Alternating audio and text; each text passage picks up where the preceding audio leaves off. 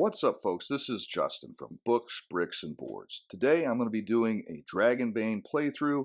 This is not my first Dragonbane playthrough, but hopefully it'll be the first that we actually make it into the campaign a little while before dying. So I am going to be using the Alone in Deepfall Breach rules set from the box. I'm also going to be using the standard rule book, and I may be inserting some monsters from the bestiary. That's going to depend upon the rolls that we get. Before we get too far into this, I want to introduce you to Borak Morn. Borak is the character that I generated using a random number generator. I created 10 different sets of statistics, and this was the best one out of the 10 using the 46 drop the lowest method. If anybody would be interested in seeing how I set that up on Excel, I can show you that. My guess is that if you would be interested in that, you already know how to do it. But if anybody is interested, give me a shout in the comments and I will do a video showing you how to do that. So, Borak Morn is a human hunter. He is foolhardy, and his stats are superhuman. Thanks for voting for that, even though I accidentally set it up as a trivia question instead of a poll. That shows my age. So Borak has an 18 strength, a 16 con, an 18 agility, a 10 intelligence, a 12 willpower, and a 10 charisma. This gives him a plus D6 damage bonus on strength weapons, a plus D6 damage bonus on agility weapons, and a 14 movement. As a human, he gets the innate ability adaptive, meaning he can use 3 willpower to make a skill roll with a different skill.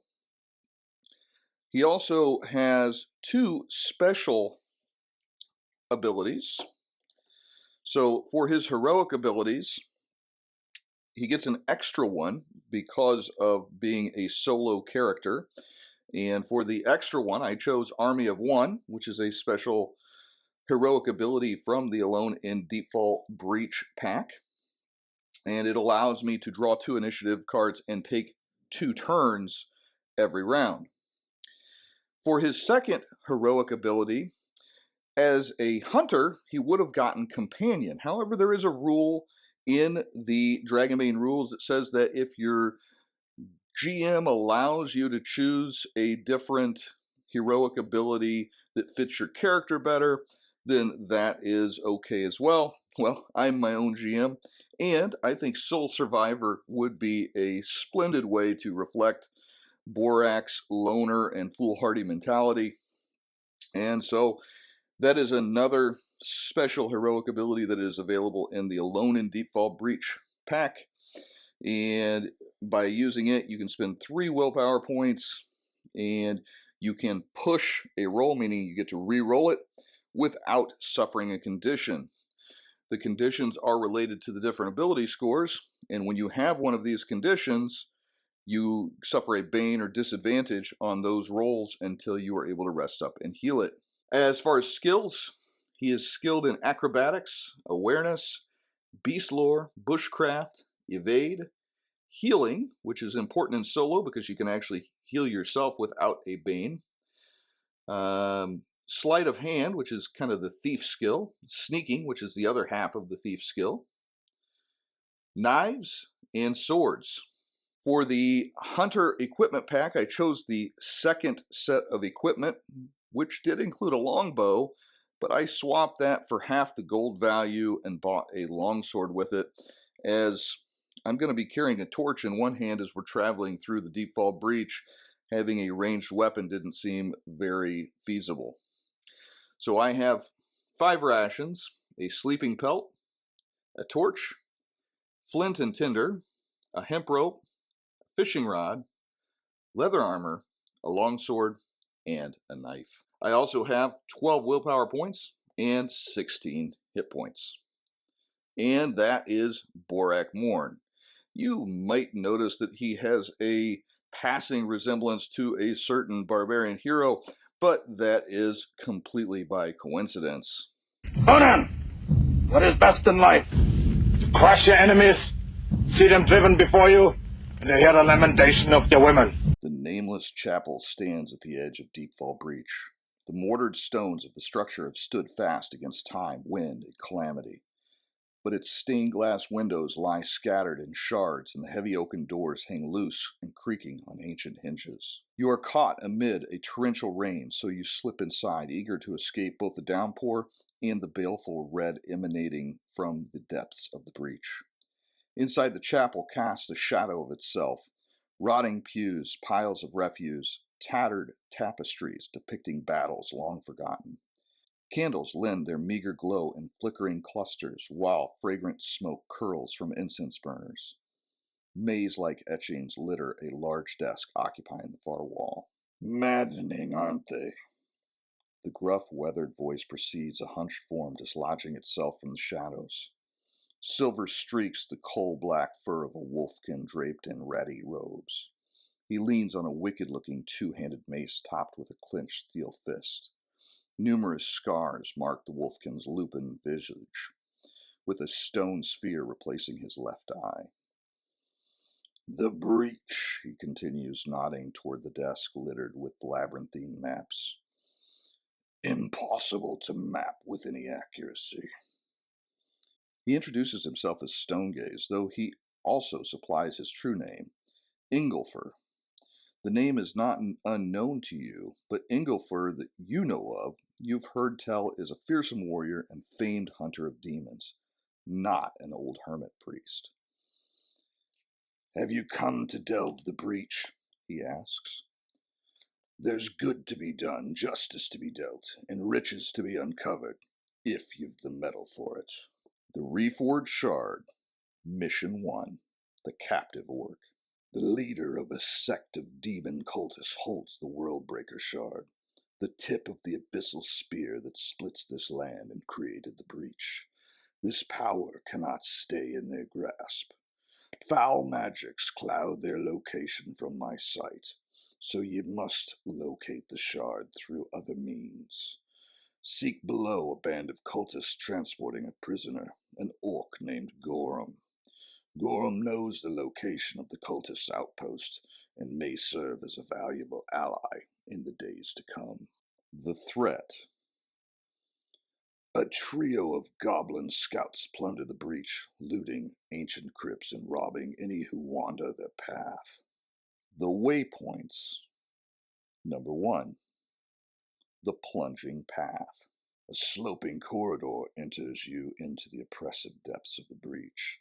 Tread softly lest you wake the creatures of fang and wing nesting within the cracks and hollows of this ancient passage. Number 2. Charred tomb. Fire long ago ravaged this once grand mausoleum. It holds 5 remaining sarcophagi amid piles of ashes. Find ye a path through a door hidden within one of these coffins, but disturb not the scorched dead, nor the hidden trap. Waypoint 3 and 4, unknown. Waypoint 5, fiendish altar. The cultists take refuge here with their prisoner. My sight cannot glean their aims, but the blood-stained altar at the center of this chamber has seen countless deaths at the hands of those seeking parley with demonic forces. But I sense fear, hesitation in these cultists. They'll not die needlessly for their cause, I suspect. Free Gorham from their clutches. All right, and here's my setup. So I've got my character sheet, my dice. Over to the side, I've got my cards, my initiative cards, my treasure cards, my adventure cards, my improvised weapon cards, and I've got some extra dice in case my other dice hate me. I've got the Alone in Deepfall Breach pack here, and I've got my Dragonbane rules. Off to the side, I also have my custom encounter table, just in case that comes in handy. So if you're new to soloing Dragonbane, the way that these adventures work, at least in the Alone in Deepfall Breach method, you have set waypoints that you're traveling to that you get kind of a general description of sometimes, but you still have to generate them randomly. You kind of have an idea of what they are, but they're not specific, they're not mapped out. You get to do that on the fly, which makes it great for solo play. And you're not actually drawing a full hex map to create your dungeon or whatever. You're just building rooms to have scenes in. And there are going to be some waypoints, as you saw from my introduction, that are not going to have any description at all. So, for example, in this first mission, I am trying to find the captive orc. And they mentioned the threat of the 3 goblin scouts. There is a very tiny die in the screen here, and I'll zoom in on it when it's necessary, but that is set at a 1. Anytime that I slow things down and I take extra time, that threat is going to increase, and that means that it's closer to me running into those 3 goblin scouts that are the threat for this mission. So also, if I roll a Bane, that would be a 20, or I'm sorry, a Demon, that would be a 20, then that is going to potentially increase that by 2 if it would slow me down and make it more likely that I would run into the goblins. So for this mission, I'm going to hit the waypoint of Plunging Path, which is the corridor I spoke of, and then after I get through that, that will bring me to the Charred Tomb. The Charred Tomb is where I died the last time I ran through this, so hopefully we get past that part. Then I'm going to have 2 completely random waypoints that Ingleford did not know. And then at the end, I'm going to have the Fiendish Altar, where I'm going to have to take on some cultists. So let's go ahead and start by generating the first waypoint, the Plunging Path. So if you want to add a little bit more unpredictability to your games, you can use these exploration tables as you're generating the content. Now, normally you would roll on the area table first. However, there is a result on there that's the plunging shaft, and they talked about it being a plunging path, so we're going to go with that. And then we're going to roll for some location details. And I got a danger. So I will roll on the danger table, which is on the next page. This is all in the Alone in Deepfall Breach pack. I got a 14 over on danger table. And so I've got an imperiled adventurer. So I am going to get my handy books, bricks, and boards encounter table. And so it's an endangered adventurer. So I'm going to say this is either going to be humans, elves, dwarves, halflings, or potentially an ogre. And I'm just going to roll a d8 on this d20 table because that is what that encompasses. And it also applies a little bit of added probability of humans and elves and less of the others. So I got a 7. So there's a halfling that's endangered. Now, looking at the context of what Ingleford told me, he said to beware of the inhabitants of Wing and Fang and tread lightly. So halfling, Wing and Fang, so you could be bats, it could be giant spiders, and if he's imperiled, I think he's captured. That doesn't sound like a bat thing, that sounds more like a spider thing. So I'm going to set up a scene where Borak is coming down the plunging path, and there is a halfling that is trapped by a giant spider, and we'll see what happens. Okay, so I've set the scene here. I decided that the sloping passage opened up into a little chamber and that the halfling was camping in here, and he has been captured by a giant spider who's planning to eat him. So I'm going to use the activities sections of the custom encounters table. I'm probably going to roll on the activity and the preparedness to see what's going on with the spider. So I'm going to roll a d6 and a d8. And let's see what we got. And that's off camera. So I rolled a 4 and a 2. So on my table, a 4 is it's hunting, and a 2 is it's low on supplies. Well, what does that mean for a spider in context? Well, I think low on supplies means it's hungry. And hunting means that it is still trying to gather more food. So it's going to be pretty on its guard, looking for more opportunities to eat. So I am going to first roll my awareness to see if I notice it before it notices me. And I got an 8, and my awareness is a 10.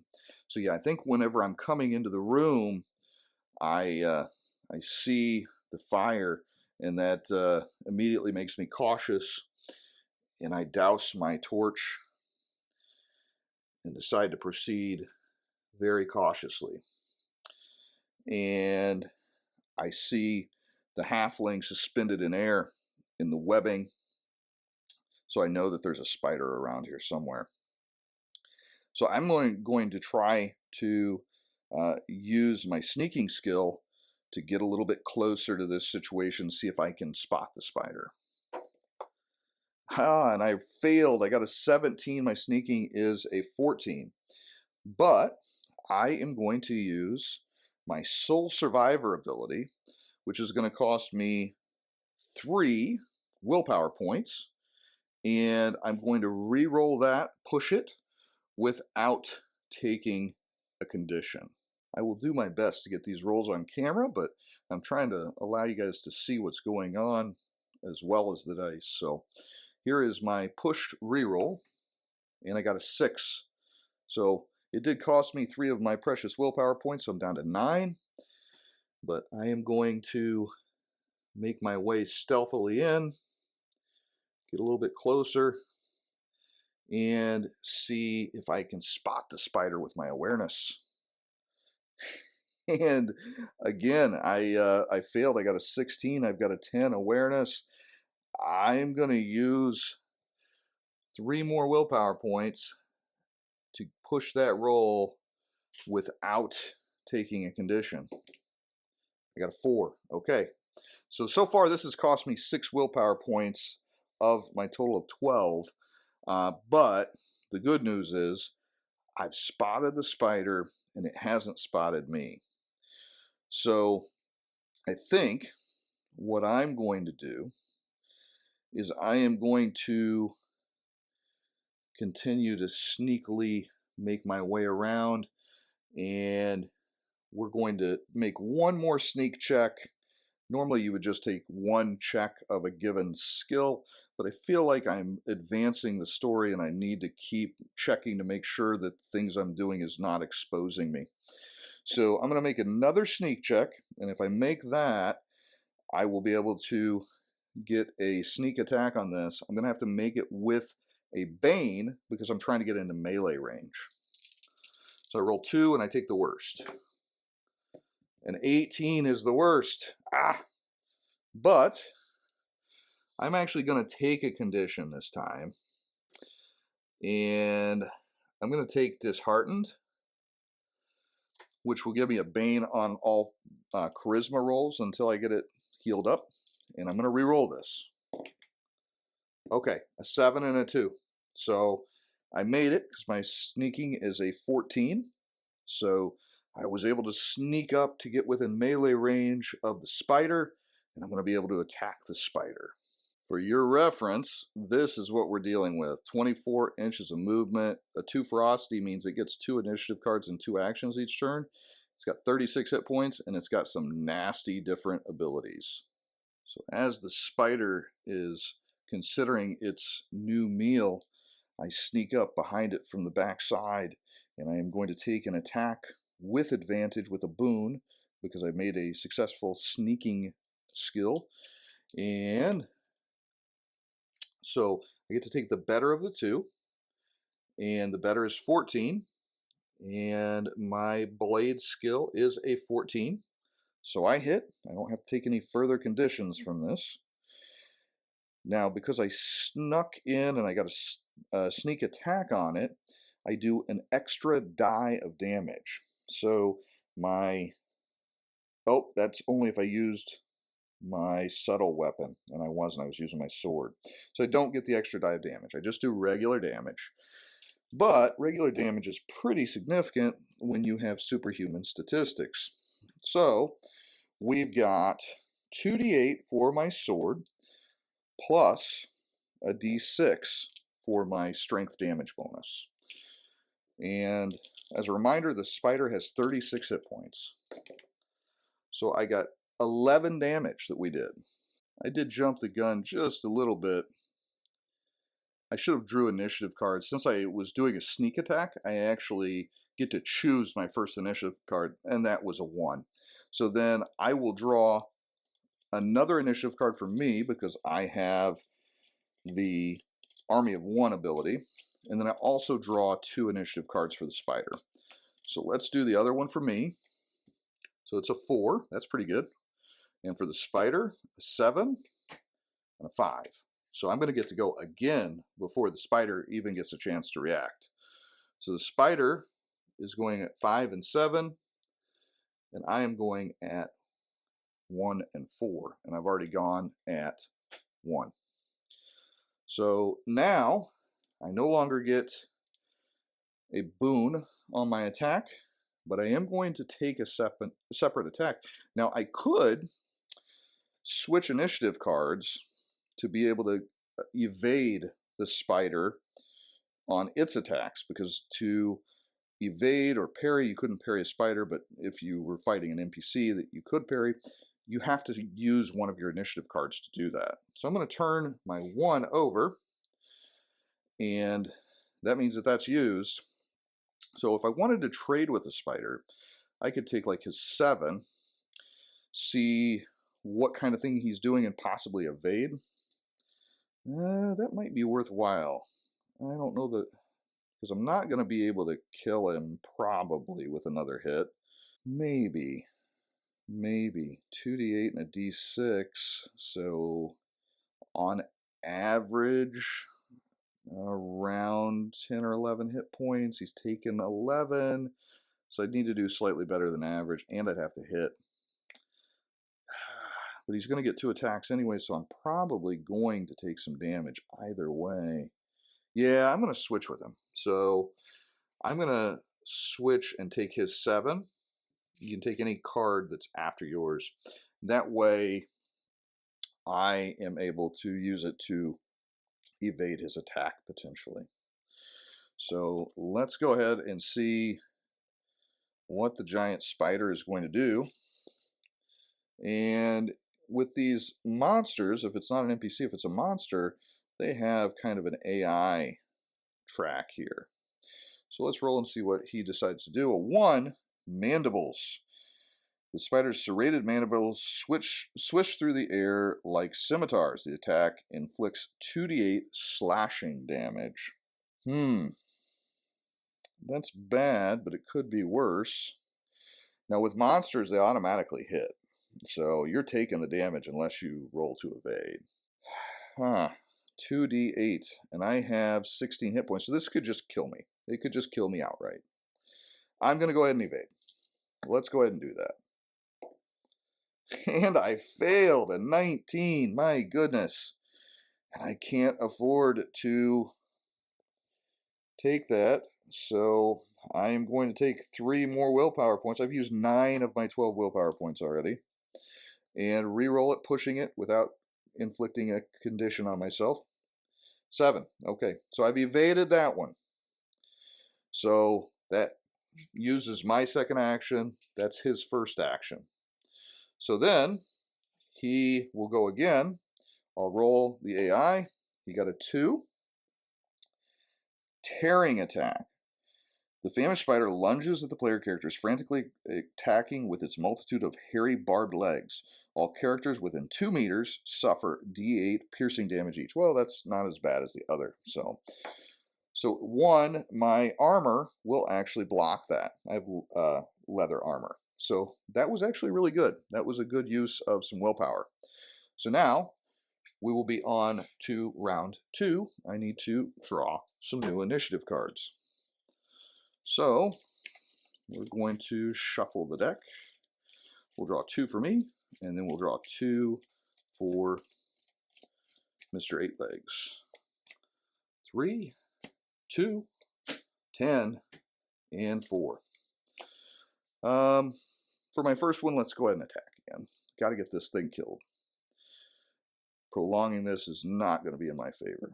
So we'll attack. 15, missed. I am going to take a condition. I'm going to take the angry condition. Gives me a Bane on my intelligence checks. Reroll. 8. That will hit. So now I'm going to roll a D8, a D8, and a D6.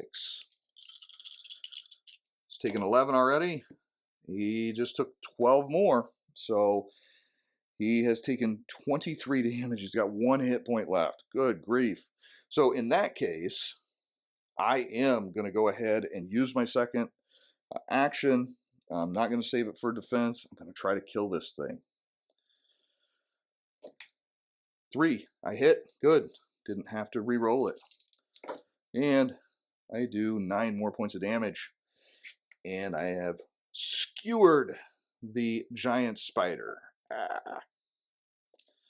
So now I have the opportunity to parlay with this halfling that's suspended in midair in these spider webs. And for this, I am going to consult the fortune chart. This is the typical oracle aspect of Alone in Deepfall Breach that you would find in other GM oracles. So you can ask yes and no questions that you would normally ask to your game master. Normally you're going to roll a d6. However, if something is very likely or very unlikely, you can add boons or banes to your roll and consult the table. Now, I just saved this guy's life. He's probably a little bit wary that I might just want to kill and plunder his body, but otherwise I think he's going to be fairly happy. So I think it's likely that he is going to be grateful that I've killed this spider. So I'm going to roll 2d6 and take the better result, and I'm asking the oracle, is the halfling grateful that I've saved him? So that's a yes, because a 4 is a yes. So I'm slicing the webs to get the halfling down, and I am going to ask him what happened. So I'm going to roll action and attribute and thing on the inspiration table. And that's kind of like your elements table from Mythic Oracle. So the action was a 7.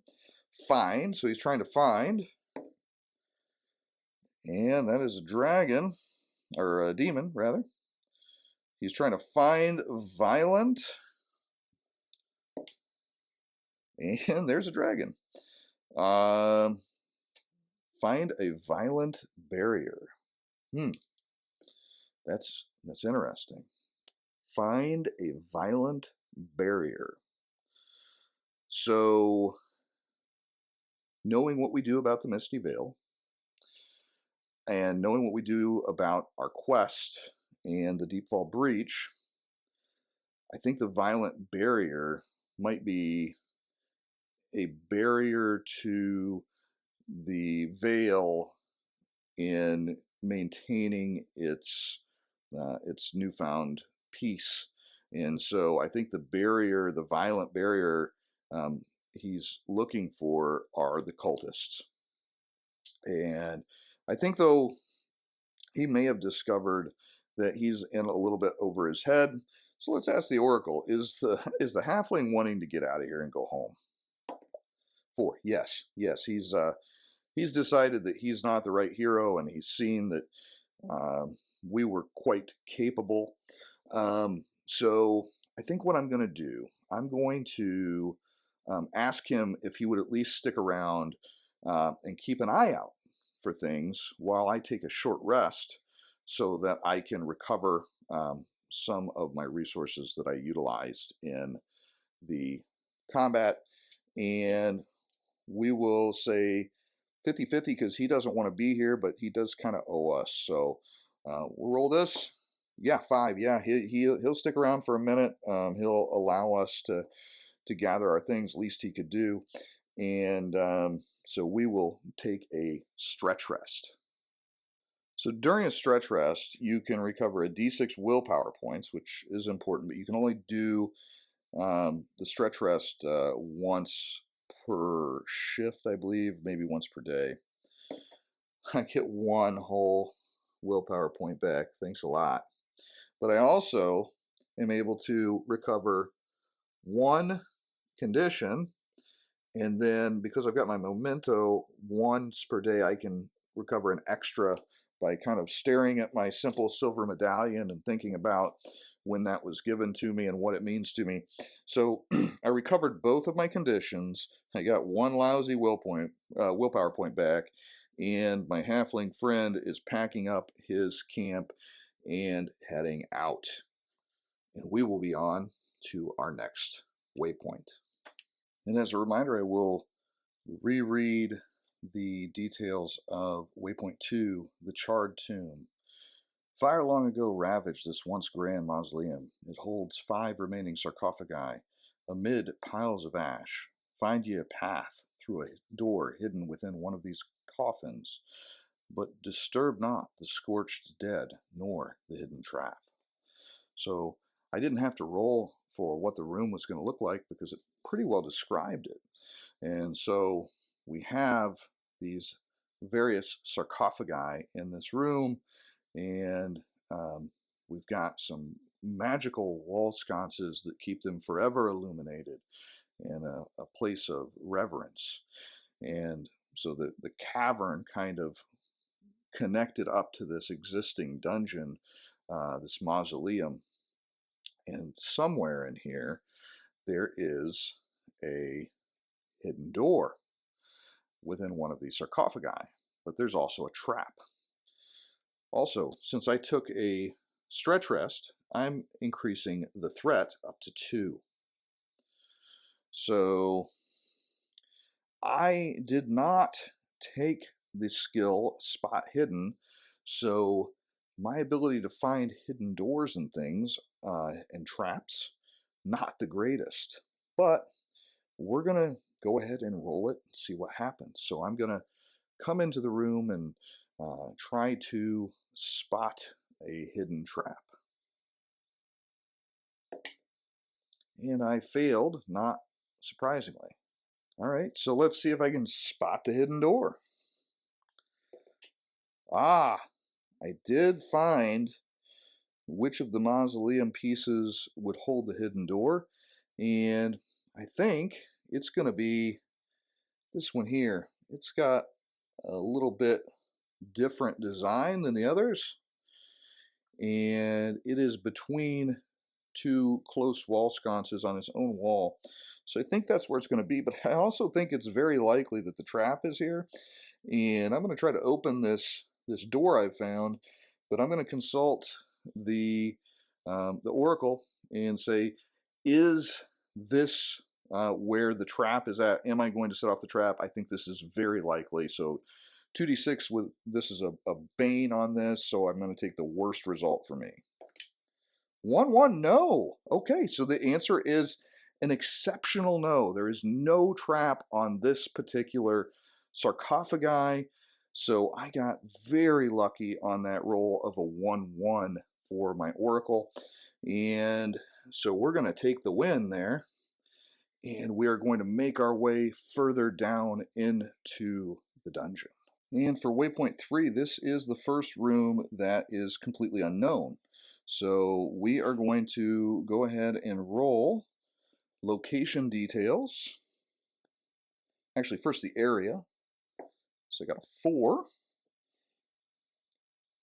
Claustrophobic crawl space. Well, that's understandable. We're crawling through a sarcophagi after all. And we're going to roll for details. And the first one we get is an oddity. And the second we get is contents. So for the oddity, we got a 3. enigmatic mechanisms. And for the second, 17, a sealed antechamber. Okay, so we crawl through this sarcophagi, the back of which was kind of a false panel, and there's all sorts of gears and machinery that we can see operates some sort of an ancient machine, and we get through and we see that at the end our path is blocked, it's sealed. So I think that because we said that there was all this machinery, maybe there's a very complex, complicated lock that is in this very compact crawl space. So let's go ahead and roll a sleight of hand check with a Bane, because this is a complicated lock, and see if we can make this work. And our sleight of hand is a 14, so we need a 14 or lower on both dice. I got a 17 on that one. Let's go ahead and take the disheartened condition and try to do this again. Okay, a 9 and a 5. So even with the Bane, we were able to work out the mechanism, because our character is very skilled with being able to figure out locks, and he's very dexterous with his hands. So he plucks the right pieces of the machine to raise the antechamber and allow us into the next room. And the fourth waypoint is also completely unknown. So again, we're going to roll this. We're going to start with the area. It's a 10 for the area. An idle workshop. And we're going to roll some details for a danger and environment. So let's roll for the danger first. The danger is an inhabited lair, and a idle workshop that's an inhabited lair. And the environment is ragged scratches. So let's figure out what that means. Knowing what we know about the area that we're heading to, that it is inhabited by cultists, I think that the idle workshop could be a spot where the cultists are attempting to discover the rituals necessary to bring back whatever foul evil they're trying to bring back. So I'm not even going to roll for that. I'm just going to say that this is going to be inhabited by cultists. Now there were scratches, so I think maybe they're scratching the ritual symbols onto the floor of the room, and that explains that. Now what I don't know is how many there's going to be. So I'm going to roll on the fortune chart and roll for a number, and I think it's likely that there are few of them, because it says it's idle. So I'm going to roll 2d6 and take the best one for me. So there's a 6 or there's a 2. We're going to go with the 2. So few. So few to me means probably 2 to 3. So we are going to roll a d6. 1 to 3 it'll be 2, and 4 to 6 it'll be 3. So 3 cultists. I just remembered I did fail to find the trap, and I did look for it, so I took that extra time. So I'm going to raise my threat meter to 3. And then I am going to roll, again on the Books, Bricks, and Boards custom encounter table, I am going to roll activity and preparedness to find out what these cultists are doing. So a 2, they are building, that makes sense, and they're very well equipped. So I think these are probably some of the very important cultists that are building towards that primary ritual. They're very focused on what they're doing. Let's go ahead and do some initiative cards as I burst into the door, and we'll see where they're at and where I'm at. I get 2 cards, and they get 1. They act all on the same action card. So mine, I got an 8 and a 4. They got a 5. That's actually pretty good. Okay. So on my 4 action, I am going to move up and stab the closest one. All right. No use negotiating with evil cultists. That's my rule. You can live by a different rule, but that's my rule. So 2d8 and a d6. So that's 14 damage. We're going to say that these are minion level enemies, and in the Alone in Deepfall Breach pack, they have special stats for minions and bosses for NPCs that you can just kind of create generic stuff up on the fly. I think there's some stats for cultist NPCs in the book. We're just going to go with the quick version. So 12 hit points, no armor, 2d6 damage, 12 for the skills if they're relevant. So the 14 damage is going to kill him. So we slash this guy with our long sword as he was shocked to see us come through the door, and that was our action on 4.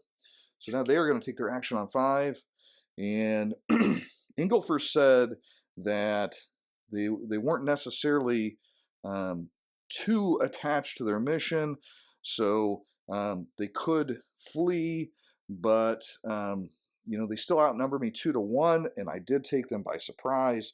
So I think it's very likely that they're going to stick. They're going to stay. Let's ask the Oracle. No. So both was a no.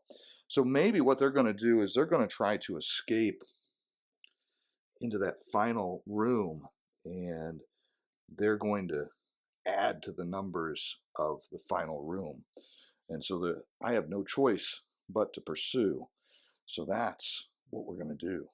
So I am foolhardy, but I'm not insane. I am going to take my round rest, which I have not taken yet this game, to try to get back a d6 of willpower. 4. Good. That is good. Before I had taken my shift rest, which gave me back a lousy 1, but I did get some more back this time, so I'm going to be able to use my skills a little bit more. Okay, we're entering waypoint 5, and I'll remind you, this is the Fiendish Altar, and the reading went, the cultists take refuge here with their prisoner. My sight cannot glean their aims, but the blood-stained altar at the center of this chamber has seen countless deaths at the hands of those seeking parley with demonic forces.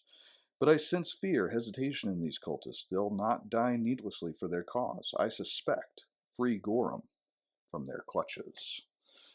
So, I am not going to roll for the details of this room. 2 of the cultists from the last room were escaping. I think they ran to warn these cultists to complete the ceremony, complete the ritual. And so I'm not going to roll for the number of cultists either, because, you know, I think that maybe there were 2 groups. I killed one of the original group that were kind of preparing the notes to finish the ritual, and there's an equal number in this room, so now I've got to face 5 of these guys, and they're all going to be minion level. I don't think we are quite to the point where we're facing who's in charge of this yet, but we will see what happens with our combat.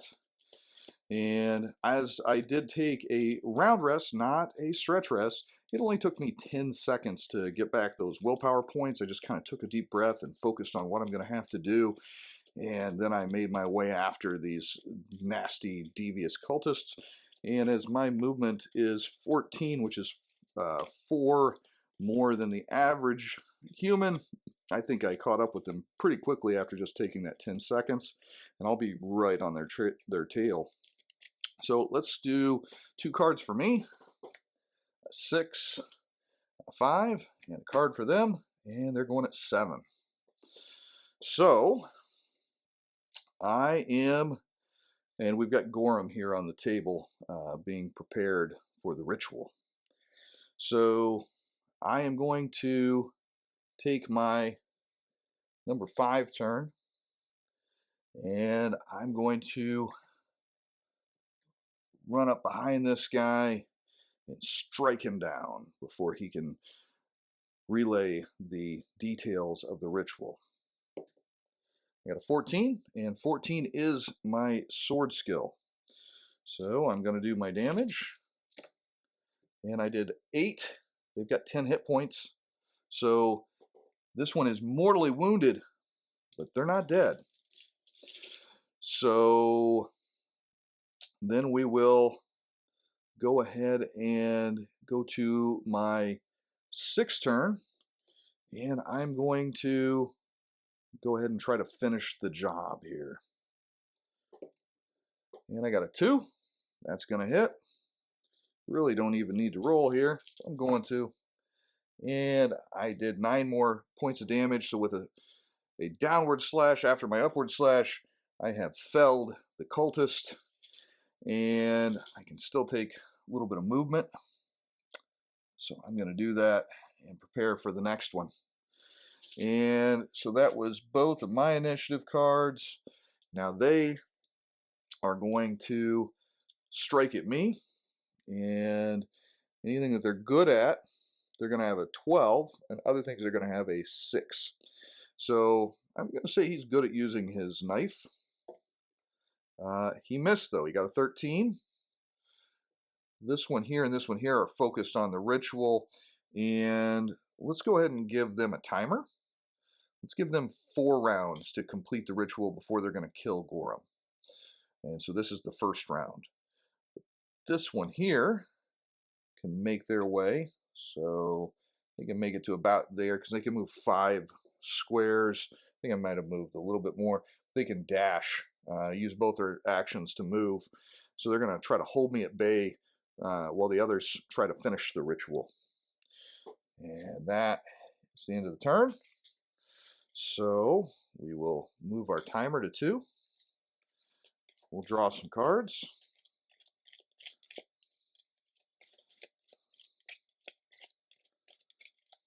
Two for me, 1 for them.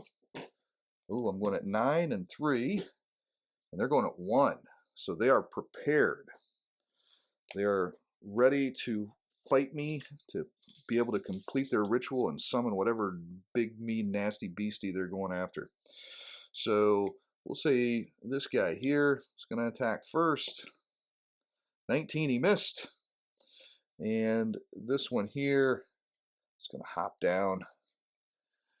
And we'll say he has to make an acrobatics check. And he failed. Kind of stumbled. We say he didn't hurt himself, but can't really get an attack in this turn now. So we're going to take our first attack here. That's our 3 card. And an 8. That's going to hit. Got 10 hit points. And I did more than 10. I did 13. So I skewer this one through the gullet and finish her off. And then with my final action, I'm going to attack the remaining one. Got him. And let's roll. And I did 7 points of damage. He is hanging onto the thread of life. Maybe he's going to beg for mercy. These guys advanced. The ritual 1. When it gets to 4, they're going to start ripping into Gorham's entrails. So for me, and for them. And they're going first again.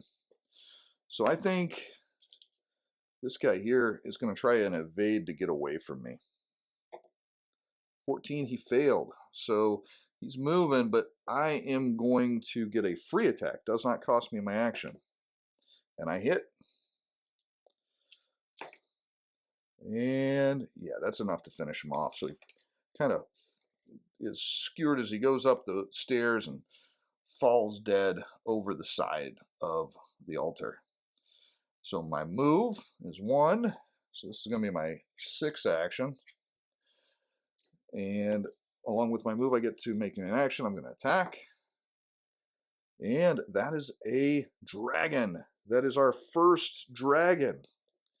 So I get to choose what I'm going to do with that dragon effect. Now, when you roll a dragon or a demon on a skill roll, you get to mark the skill. So I'm going to mark my sword skill just here off camera because I'm going to get a chance to increase that whenever we get to the end of the adventure. And then also, you get to choose. I can either roll double the amount of the weapon dice. I don't get to double my strength bonus, but I get to roll 4d8 instead of 2d8. Or I can immediately perform a second attack against another enemy. This additional attack is a free action, but there's no other enemy that's in range, so I'm not going to do that. Or I can ignore armor by finding a weak spot or gap. So I'm just going to do the rolling double weapon damage. So I'm going to roll my d8s twice here. So 5 and 7. I'm sorry, 5 and 8, and then 11. So 11 and 8 is 19. So my crit lopped off the arm of the cultist that he was raising the dagger with. And for my 7 action, I'm going to move around and attempt to finish off this last cultist. And maybe, you know what? I am going to do something that is probably foolhardy in its own way. I am going to attempt to persuade the cultist into telling me what evil they attempt to bring forth. And I think I'm going to get a boon on this because I've killed all his buddies. He knows he has no chance. Tell me what you are looking to accomplish, and I may let you live. And I needed a 5. I didn't get it. So I think the cultist is going to get a free attack on me.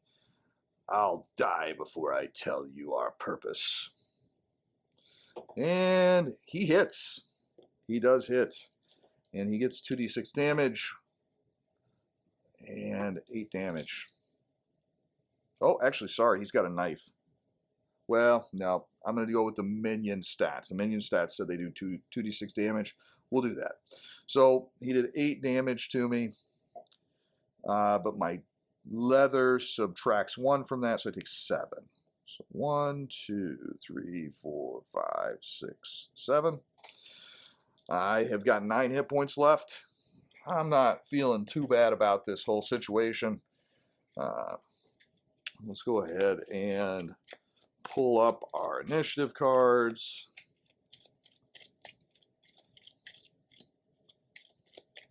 And me. And him. And he's going first. He's fighting for his life. So he is going to try to stab me with his dagger again. And he misses horribly. He knows he's outmatched.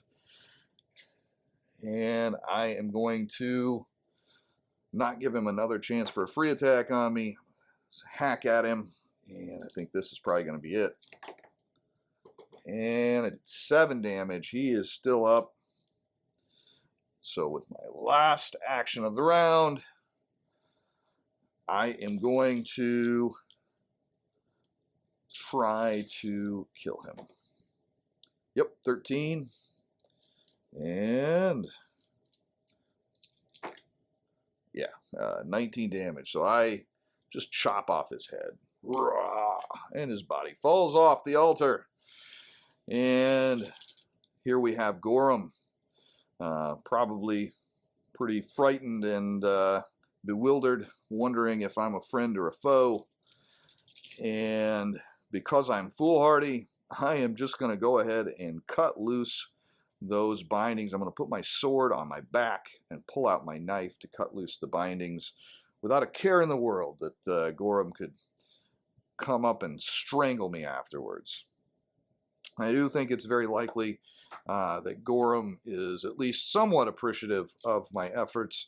So I'm going to ask the Oracle, is Gorham somewhat friendly to me for my actions? I got a 4-4, so that's a yes, not a exceptional yes, just a yes. So Gorham is cautiously thankful. Gorham, appreciate your help, large human. So I'm going to converse with Gorham and find out if he knows anything behind the reasoning of this. We'll just give a yes/no. 6, exceptional yes. So he definitely knows what's going on with this. So let's go ahead and roll on the inspiration table. And we'll roll action, attribute, thing. So action, we got a 7, find. Attribute, blocked. And 15, power. Find blocked power. So maybe they're trying to unleash a power that has been blocked from them, and they needed a strong warrior to sacrifice to this evil entity. And Gorham was said strong warrior. So that would be a very good place to stop on a cliffhanger. We found out their purpose, and we will go on to the post-mission advancement. And this is one of the parts of Dragonbane that I really enjoy, the way that the advancement works.